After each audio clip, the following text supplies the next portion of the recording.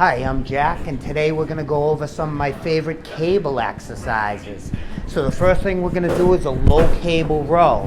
I love this exercise because it's a very compound movement. It's going to use a lot of different muscle groups on your upper and lower back.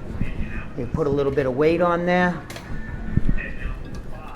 I just turn the handle upside down or right side up because I want it to V that way. Before I put any stress on that cable, I want to make sure I have both feet up on the platform to protect my back. And I start nice and long like this. As I powerfully pull the weight right into my stomach, I exaggerate my natural curve of the spine, sticking the chest out. 1, 2, 3 on the way back, nice and long till those plates almost touch. Then a powerful, smooth change of direction. 1, 2, 3, and we squeeze right there as we stick the chest up high. As that plate goes up, the chest goes right up with it. And you see how I crush my shoulder blades back together on the movement. And then we're going to go to upper back. We're going to do the lats with a cable lat pull down. I see a lot of people on a cable lat pull down crossing their shoulder line where they're bending their wrist and they're dangerously pulling it down too low. Put a little weight on there.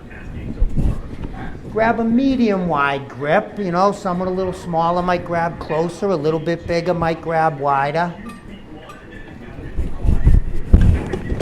Sit down, I'm looking up, exaggerating that natural curve of the spine. I bring it just about to my chin and right back up.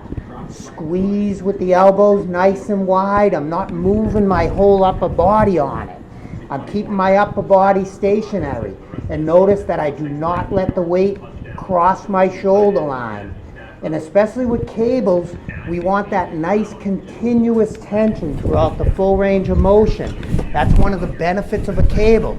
And you didn't hear those plates touch when I put them down together. That's cast iron. You gotta go nice and easy. So now we're going over to the chest. And for a secondary pectoral movement, when we do our chest exercises, we do our presses first as a general rule, and then we do our flies. I really like cable crossover as a fly movement. So I'm going to go get the weight with my shoulder. I'm not going to go get it from here like that and hurt myself.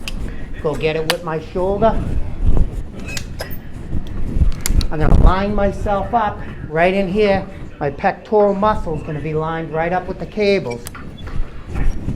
Getting down to where my body's almost parallel to the floor, arms are nice and straight. This is a single joint movement, shoulder only, so we're not going to let our elbows bend as we do them. So I open up nice and wide, only to about shoulder height, hugging a big tree, as Arnold says.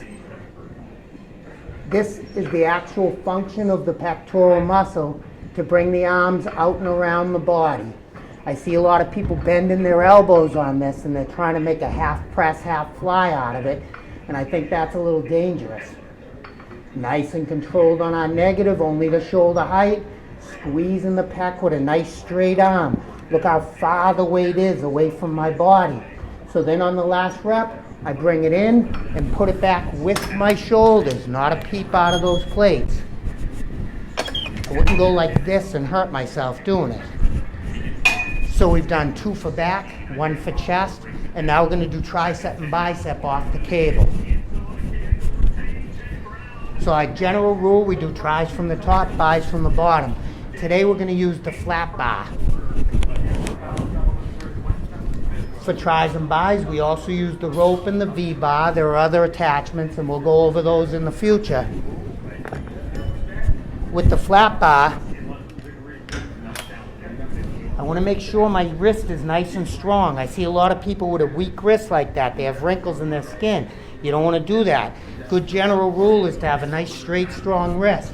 So when I go get this bar, I lock my elbows right into my side with my wrist. Good posture, chest high. Squeeze. 1, 2, 3, as high as your chest only. Do touch the leg with it. What I see a lot of people do is their elbows are out wide and they're pushing down like this, and that's very dangerous for the elbows. Always good posture with the chest up high. Natural arcing human movement. 1, 2, 3 on your negative. Little bit of a squeeze. So you see when you do it this way, We're keeping our joints in line, our wrist, elbow, and shoulder. When you're out like this, that your elbow came out of that alignment. The elbow is not meant to twist like that. It's only a hinge joint.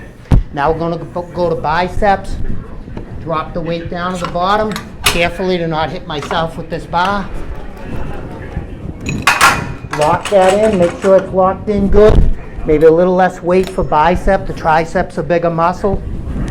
Always lifting with my legs. Good posture. Squeeze to only about chest height. 1, 2, 3, all the way down. I see a lot of people coming up like that because they're getting a rest at the top. The primary benefit of a cable is that continuous tension. I tell my clients, if you can show me 60 seconds of continuous tension, that's 10 to 12, 5 to 6 second repetitions. I love to see that. A lot of people are choppy. 1, 2, 3, 4, like that. We don't want to stop on both ends of the movement. We want to squeeze and return. In my mind, it's more ovular, that we just have a continuous motion going on. That's one of the primary benefits of a cable, is that continuous tension. When we do free weights, we're getting development of our stabilizer muscles that we don't necessarily get on machines, which help us to isolate our muscles. I love to reap the benefits of all the above. Thanks for tuning in to Ask Jack.